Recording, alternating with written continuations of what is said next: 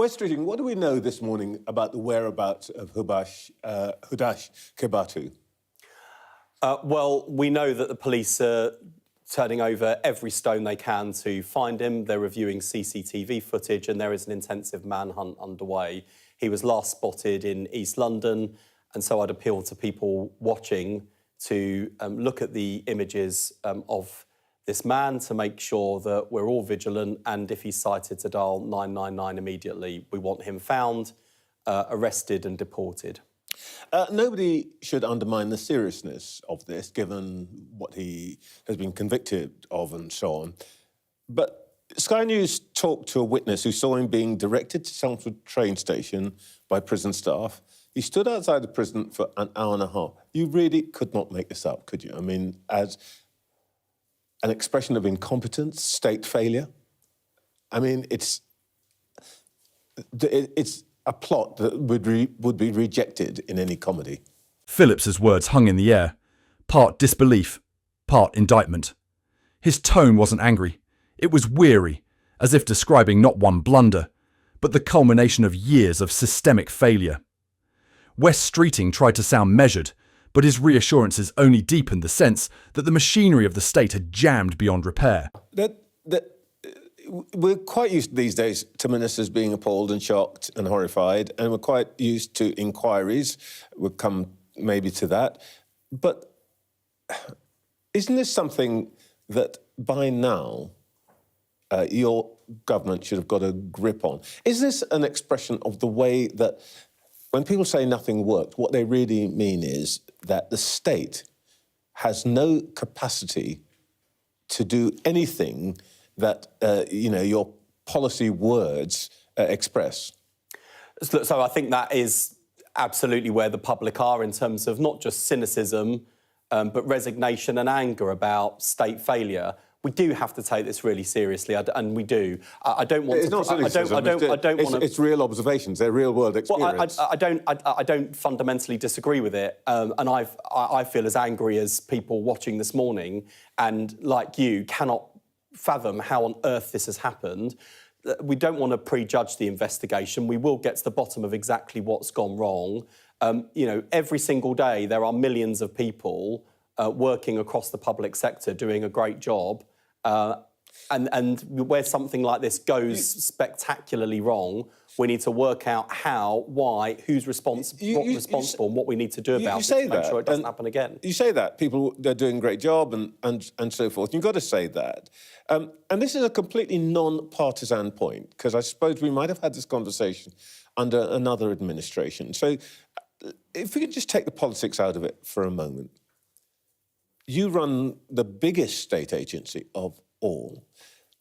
Is what we're seeing here, for whatever reason, the symptoms of a state that is completely broken down, that whatever governments want to do, it cannot actually be delivered without some major reform of public services which creates a public service that is able to do the things that you promise the public? Well, you're certainly right about the need for public service reform, and resources are an issue and investment, but that in itself is not enough. Our public services need modernisation. That's partly about systems and processes, but it is also about culture. And taking the NHS example, there are green shoots of recovery in terms of waiting lists falling and the number of GPs we're recruiting, and patient satisfaction with general practice has gone up, for example. But all the time, as Health and Social Care Secretary, I am battling cultural challenges in the NHS too, whether that's people abdicating responsibility, not listening to patients, covering things up when things go wrong. And all of those things undermine public trust and confidence, not just in the NHS, but in the ability of government, and by which I mean any government, to be able to effect change. And there is a deep disillusionment in this country at the moment, and I would say a growing sense of despair about whether anyone is capable of turning this country round. Now, I am an optimist in politics. I think there are green shoots of recovery in the NHS, in the economy, in our public services, but there is also so much more to do, and we've got to attack those challenges with the level of energy and focus that the scale of the challenge demands. Tony Blair said when he left office that he had the scars on his back, mainly from attempts at public service reform, and I think he would freely admit that his administration didn't do what it promised to do. It couldn't get it done. Do you think that we are now in a place where really we need much bolder action? Your new deputy leader yesterday talked about being bold. Is it time for this government essentially to stop tinkering at the edges and going for really massive whole-scale reform, for example, of the kind that Mrs. Thatcher's administration did in the 80s? Not the same reform, Not the same, but the scale of. Scale. Yeah, I think Lucy's absolutely right about that. And, you know, we had a terrible by-election in Caerphilly on Thursday. This was a Senedd seat for the Welsh Senedd. And as I've argued in today's Sunday Times, Labour's response to that, the government's response to that, has got to be similar to the response that we saw from Keir Starmer when Labour lost the Hartlepool by-election. That was a real shock to Labour's core. This was a solid Labour town, just like Caerphilly. And what Keir did was take the result on the chin and also took it to heart and change the Labour Party with a pace and scale of ambition that meant we were able to win a general election that no one thought we could win. We've got to do the same now in government. Take that result in Caerphilly on the chin, take it to heart, and show the same level of ambition and drive and the scale of change within government that the public are crying out for, because we need reform of the state, reform of our public services, reform of the economy, and only by doing those things and having people feel change are we going to rebuild trust in politics. Forgive me, you know I don't do gotchas and all that, but what you've just said sounds like the most withering criticism of the Prime Minister I've heard in many a month. What started as a question about a fugitive swiftly turned into an autopsy of British administration.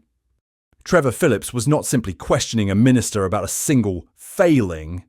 He was tackling the country's broader question: has the British state lost how to function? The escape of Hudash Kibatu was more than simply a news. It was a metaphor.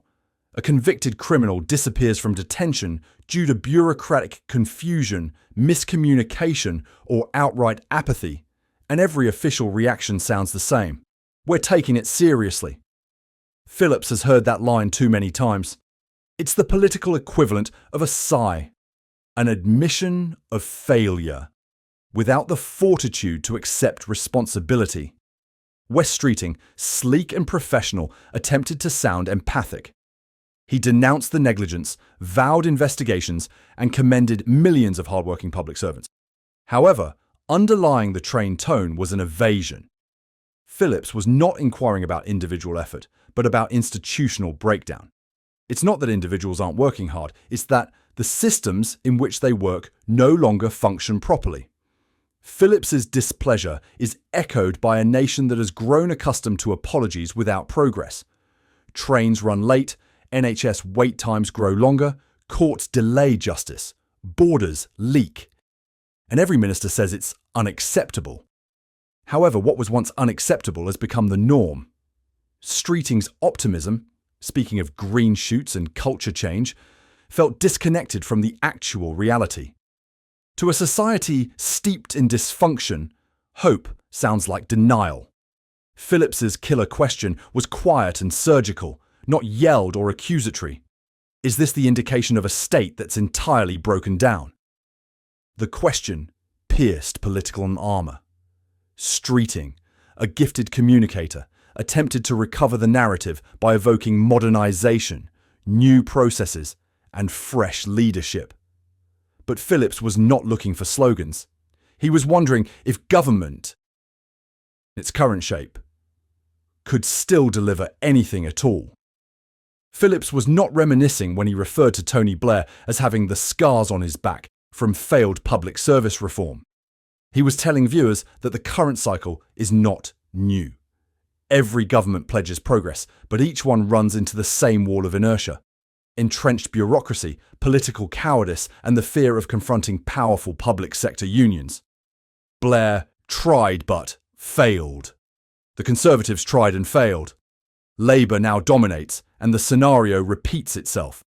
A state that absorbs reform like a sponge absorbs water, leaving little visible evidence of change. Streeting's attempt to shift the debate to party regeneration, citing the Carefully by-election, showed a flaw in his argument. Rather than face Phillips's challenge square on, he retreated into political self-help. In that moment, Trevor Phillips did what great interviewers do. He removed the appearance of control. He disclosed a truth that most politicians spend their careers avoiding. The problem is not politics, but governance itself. And that's why he was correct. Because optimism does not overcome defeat. Accountability works.